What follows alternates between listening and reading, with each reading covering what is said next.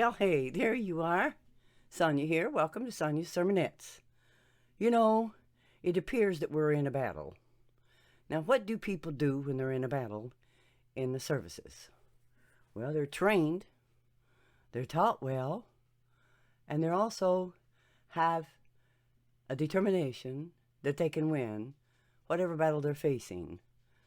If you went into a battle wondering and doubting if you could actually achieve something or accomplish something or defeat the enemy, you'd have a lot of doubt within you, wouldn't you? But you know, as the Bible plainly tells us, to put on the whole armor of God. Now that means that there's going to be some type of battle that we're going through. And I know that people today are going through many battles, many obstacles, many discouraging things that's happening. And we have got to come to this place. I've thought about this a lot, that people whine around and they beg and they carry on because they don't know of any other way to do it, because they feel like God is an iffy God, and we might convince him to do something or we might not. But did you know this, that God left everything up to us?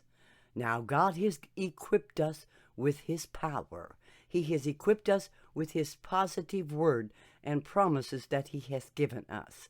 And it is up to you and I to enforce the things that he has given us.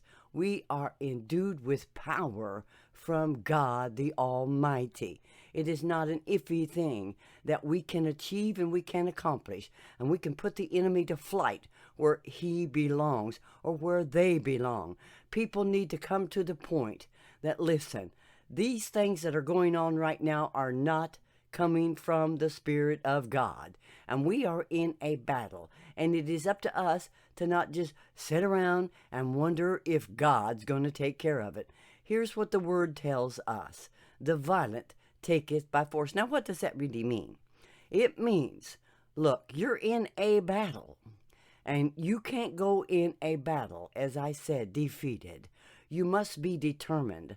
You must have a reason to be fighting this battle. It's your family you're protecting. It's your position you're protecting. It's your faith that you're protecting. You're not going to fight a battle as a hopeless, helpless individual. You're going to be girded up and forced with the power that God has given you to achieve and to accomplish and to get the people and God's people back on track to what he has ordained for our life. Listen, let's not get caught up in this mess that people want to destroy one another. Let's destroy the source of the problem. And the source of the problem is the negative energy, the negative enemy that comes against us, that causes us to be deceived, causes us to be discouraged, and say, well, you know, I prayed and I never got an answer. Look, you get a hold of God's power within you. You enforce it. You activate it. I've had enough. I'm not putting up with any more of this battle. I'm not tolerating. I'm not playing patty cakes with the enemy. I'm not playing tiddlywinks here. I'm serious, and I'm taking back my promises and the things that God has promised me and has given me. It's a power that we have not even begun to activate. We're not helpless individuals. God has given us everything we'll ever need. We just have not realized it. We just have not been taught it, or we just feel like, well, like I said, God is a hardcore person to try to convince that he needs to hear our prayer. God says you put it to work. He says you do it. You accomplish it. You speak it. I've given you power, as it says in the Word. After that, the Holy Ghost has come upon you. You shall be endued with power from on high. Power to do what? To sit around and sing little soft hymns? That's okay at a time and a place in certain situations, but there comes a time when we must stand up and be accounted and say, look, you back off away from us. You get away from my family. You get away from our circumstances, and you go back where you belong. You do not belong in my household or my family or my people or what have you. Just take it by force.